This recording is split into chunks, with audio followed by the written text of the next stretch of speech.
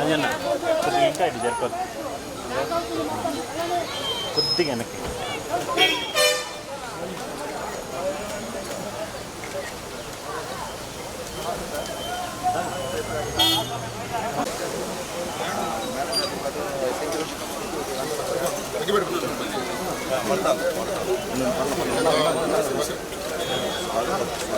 చాలే చాలే చాలే విషయం మళ్ళీ ఎక్కువ మంట వచ్చేసి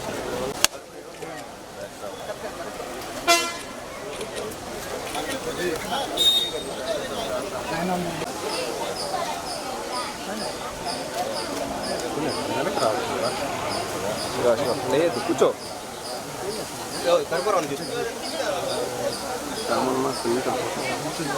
ఓకేనా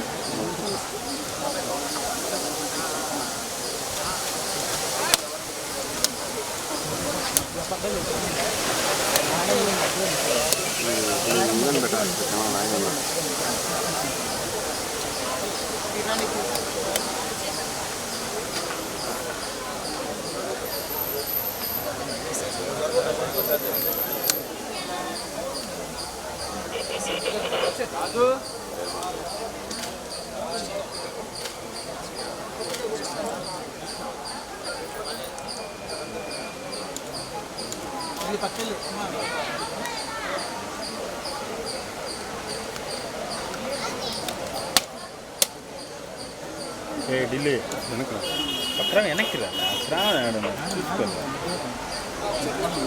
వెనక్కి రా వెనక్కి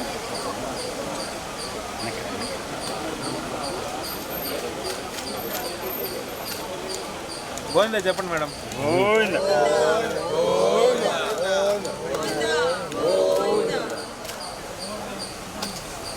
శివ శివ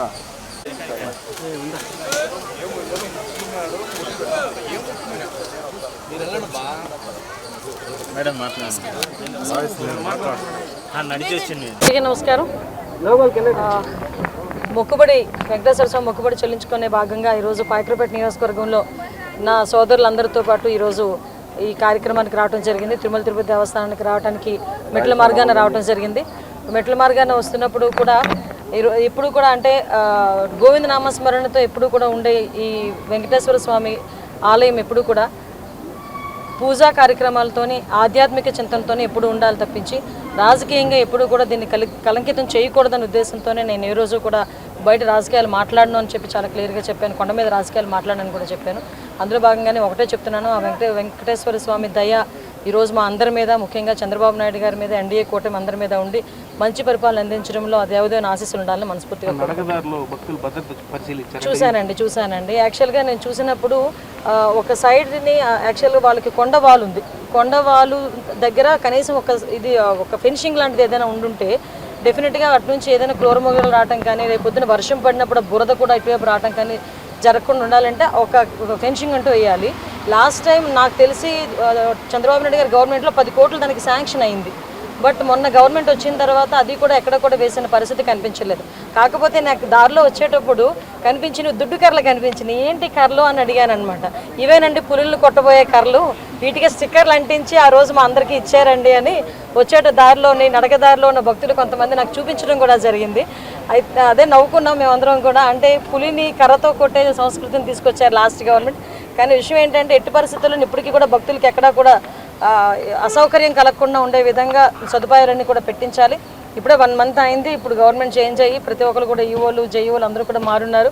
డెఫినెట్గా మెట్ల మార్గంలో ఇంకొక విషయం అండి, మెట్ల మార్గం నుంచి వచ్చేటప్పుడు ఆ భక్తులకి ఒక ట్యాగ్ వేసేవారు ఇంతకుముందు. ఆ ట్యాగ్ ఉండడం వల్ల భక్తులు నడక మార్గం నుంచి వచ్చిన భక్తులకి తొందరగా దర్శనం అయ్యడానికి కూడా ఆస్కారం ఉండేది. నేను అక్కడ పరిశీలించి ఆ ట్యాగ్ వేసే సిస్టమ్ కూడా లేదు ఈరోజు. సో ఇవన్నీ కూడా మళ్ళీ పునరావృతం చేయాలి. మళ్ళీ అవన్నీ కూడా ఇంప్లిమెంట్ చేస్తేనే భక్తులకి ఎక్కడా కూడా ఇబ్బంది లేకుండా ఉంటుంది. ఎందుకంటే ఆ దేవదేవుని వెంకటేశ్వర స్వామి ఆలయంలో చిన్న దర్శనం చాలు అనుకుని కొన్ని వేల కిలోమీటర్ల నుంచి ఇక్కడికి వచ్చిన తర్వాత మెట్ల మార్గం నుంచి వచ్చినప్పుడు కూడా ఎటువంటి అసౌకర్యం కలగకూడదు. అట్ ద సేమ్ టైం దర్శనంలో కూడా ఎటువంటి ఇబ్బంది కలగకుండా చూసుకునే బాధ్యత కూడా గవర్నమెంట్ తీసుకుంటుందని మీకు ఈ రకంగా తెలియజేస్తాను. యాక్చువల్గా ప్రెజర్ ఉంది అని చెప్పేసి అతను కనిపించట్లేదు అన్నారు. ఎన్డీఆర్ఎఫ్ బృందాలు అన్నీ కూడా చుట్టుపక్కల ప్రాంతాలన్నీ కూడా ఎత్తుకుతున్నారండి. ఎట్టి పరిస్థితుల్లోని గవర్నమెంట్ ఉద్యోగస్తులకి ప్రెజర్ లేకుండా ఉద్యోగం చేసుకునే అవకాశం అయితే కల్పించగలగాలి. అది నిన్న సీఎం మన చంద్రబాబు నాయుడు గారు కూడా వాళ్ళ కుటుంబ సభ్యులతో కూడా మాట్లాడడం జరిగింది. ఏమీ కాకూడదనే కోరుకుంటున్నాం. ఏవైనా ఆ కుటుంబానికి ప్రభుత్వం తరపున సహాయ సహకారాలు అందిస్తాం.